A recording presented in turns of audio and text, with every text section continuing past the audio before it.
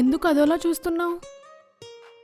నుదుటిన బొట్టేది, మెల్లో తాలేది, చేతికి గాజులేవి, కాలికి మెట్లేవి? అన్నీ తీసి బీరువాలో పెట్టా. బీరువాలో పెట్టేదాన్ని కొనడం ఎందుకు? ₹1,00,00,000 పెట్టి ల్యాండ్ కొన్నామని చెప్పి ల్యాండ్ తీసుకొచ్చి ఇంట్లో పెట్టుకోలేం కదా.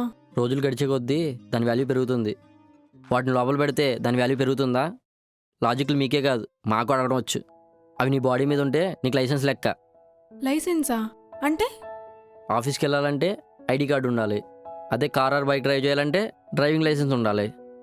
రేషన్ షాప్కి వెళ్ళి రేషన్ తీసుకోవాలంటే రేషన్ కార్డు ఉండాలి.